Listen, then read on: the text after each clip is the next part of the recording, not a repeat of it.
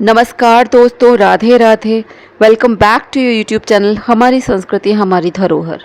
दोस्तों, आज के इस वीडियो में हम देखेंगे सोमवती अमावस्या के दिन भगवान विष्णु, माता तुलसी और सोमाधोबन जी की हम पूजा घर पर किस प्रकार से कर सकते हैं। सोमवती अमावस्या के दिन 108 वस्तुओं से तुलसी जी की फेरी हम किस प्रकार लगाएं, आपको सभी कुछ इस वीडियो में देखने को मिलेगा। तो वीडियो को शुरू से लेकर अंत तक अवश्य देखें। दोस्तों, यदि आपने मेरे चैनल को सब्सक्राइब ना किया हो तो इसको कर लीजिए, जिससे आपको हमारे न्यू अपडेट्स टाइमली मिलते रहें। तो चलिए अब देखते हैं सोमवती अमावस्या पूजन विधि। इस दिन सबसे पहले आपको पूजन स्थल पर चौक बनानी है। यहाँ हमने गेरू से लीप कर इसके ऊपर आटे और हल्दी मिश्रित यहाँ पर एक अष्टदल कमल बनाया है। किनारे किनारे हमने और भी चौक बनाई है। अब हम इस चौक पर तुलसी के गमले को रखेंगे, क्योंकि आज के दिन हम तुलसी जी का पूजन करेंगे। अब हम इस अष्टदल कमल के ऊपर कलश को स्थापित करेंगे। यहाँ हमने धातु का कलश लिया है। इसमें सुपारी, हल्दी, लौंग, इलायची, सिक्का, दूर्वा और पुष्प डाला है। इसमें हमने गंगा जल भी डाला है। इसके बाद हमने शुद्ध जल से इसको घट तक भर दिया है। इसमें हमने अशोक के पल्लव लगा दिए हैं। आप आम के पल्लव भी लगा सकते हैं। इसके ऊपर हमने एक पूर्ण पात्र में गेहूं भर के रखा है, क्योंकि आज के दिन श्री हरि विष्णु की पूजा करते हैं। इनकी पूजा में तिल और गेहूं का प्रयोग किया जाता है। हम अक्षतों का प्रयोग नहीं कर रहे हैं। एक हमने पान के पत्ते के ऊपर गौरी और गणेश जी को भी स्थापित करके रखा है। अब हमने यहाँ पे 108 बाती का जो सूत का दीपक बनाया था उसको प्रज्वलित कर लिया है। हमने यहाँ धूप जलाकर भी रख ली है। अब हम तिल मिश्रित जल को यहाँ पर तुलसी जी को अर्पित करेंगे और इसे हम सब जगह छिड़क कर यहाँ शुद्धिकरण भी करेंगे। ओम नमो भगवते वासुदेवाय मंत्र का जाप हमें पूजन में करते रहना है, या भगवान विष्णु के अन्य मंत्रों का जाप करते हुए पूजन करिए। यहाँ हम स्नान कराने के भाव से 4 बार सबको जल अर्पित कर रहे हैं। अब वस्त्र रूपी कलावा अर्पित कर रहे हैं। गणेश जी और भगवान विष्णु को हमने जनेऊ अर्पित करा है। गणेश जी और माता गौरी को हम यहाँ हल्दी, रोली, कुमकुम और सिंदूर अर्पित कर रहे हैं। माता तुलसी को भी आज के दिन हम सिंदूर लगाते हैं, हल्दी लगाते हैं, उन्हें चुनरी उड़ाएं। हम अपनी तुलसी जी को हमेशा ही चुनरी उड़ा के रखते हैं, इसलिए मैंने उनको चुनरी नहीं उड़ाई है। भगवान विष्णु जी का हम पूजन कर रहे हैं। उन्हें हमने पीला चंदन लगाया है, जनेऊ पहनाया है, वस्त्र रूपी कलावा पहनाया है। कलश का पूजन कर रहे हैं। कलश के पल्लव पे भी हम हल्दी, रोली, कुमकुम, सिंदूर लगा रहे हैं। यहाँ पीपल के एक पत्ते पर सोमाधोबन का हमने हल्दी और कुमकुम से एक चित्र अंकित करा है। अब हम उनका आवाहन करके उनका पूजन कर रहे हैं, उनको सुहाग सामग्री अर्पित कर रहे हैं। माता गौरी और गणेश जी को हमने बिना तुलसी का भोग अर्पित करा है। भगवान विष्णु और अन्य सभी को हमने यहाँ पे भोग अर्पित करा है। अब हम यहाँ पर फल अर्पित कर रहे हैं। तुलसी जी को आज के दिन गाय का कच्चा दूध भी चढ़ाना चाहिए, इससे उनको सींचना चाहिए। दोस्तों, सोमवती अमावस्या का व्रत करवा चौथ के व्रत की तरह ही होता है। इसे हर सुहागिन महिला को रखना चाहिए। यदि आप व्रत ना रख सकें तो आपको इस दिन पूजन अवश्य करना चाहिए।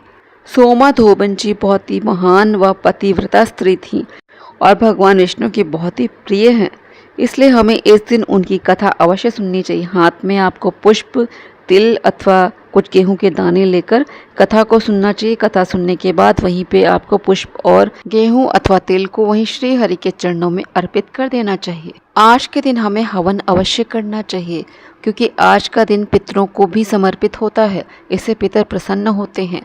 यहाँ हमें गौरी, गणेश, नवग्रह, भगवान विष्णु और अपने पितरों के निमित्त हवन की आहुति देनी चाहिए। हवन सामग्री में काले तिल, गुड़ और गाय के देसी घी का प्रयोग अवश्य करें। अब हम यहाँ कच्चे सूत को तुलसी जी के गमले में 8 बार लपेट देंगे। सूत को हमें तोड़ना नहीं है, वहीं पे रख देना है। अब हम 108 वस्तुओं से आज के दिन तुलसी जी की फेरी देते हैं। वैसे तो हम पीपल के वृक्ष की फेरी देते हैं। यदि आप पीपल के वृक्ष के नीचे ना जा पाएँ तो तुलसी जी की भी फेरी कर सकते हैं। आप ये फेरी 8, 27, 54 भी कर सकते हैं, लेकिन आप जितनी फेरी दें उसी फेरी के अंदर आपको ये 108 वस्तुएं चढ़ा देनी है। आपको हर फेरी पे देखिए वस्तु को वहाँ पे चढ़ाते जाना है। ओम नमो भगवते वासुदेवाय मंत्र का आपको जाप करते रहना है। जिस भी वस्तु को 108 की संख्या में आप यहाँ पर चढ़ाएंगे उसे परिवार का कोई भी सदस्य इस्तेमाल नहीं करेगा। यदि खाद्य सामग्री है तो उसको खाएगा भी नहीं, इसका दान कर दिया जाता है। अंत में देखिए हम कपूर से यहाँ पर आरती कर रहे हैं। तो दोस्तों इस तरह से आप सरल विधि से घर पर सोमवती अमावस्या के दिन माता तुलसी और भगवान विष्णु का पूजन कर सकते हैं। अंत में दक्षिणा अवश्य चढ़ा दीजिएगा।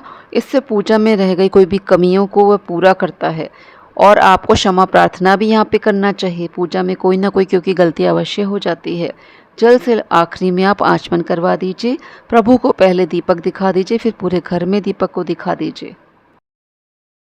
केले और मिठाई को आप यहाँ से हटाकर घर में सभी को वितरित कर सकते हैं। इसका प्रसाद ग्रहण कर सकते हैं। दीपक बुझने के बाद ही आपको यहाँ से कलश को हटाना होता है। चौक आप उस दिन नहीं हटाएंगे, इसको दूसरे दिन चौक को हटाया जाता है।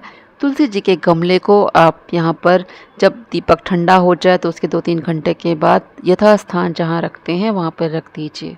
भगवान विष्णु की मूर्ति अथवा जो फोटो रखी है इसको भी आप पूजा घर में रख दीजिए। सुहाग सामग्री का आप किसी धोबन को दान कर सकते हैं अथवा किसी ज़रूरतमंद को भी, सुहागिन महिला को भी दान में दे सकते हैं। आपने यहाँ जो दक्षिणा चढ़ाई है इसे भी आप किसी ज़रूरतमंद को दान में दे सकते हैं। आप घर में किसी बड़ी महिला को, नंद को या जेठानी को भी ये सुहाग सामग्री दान में दे सकते हैं।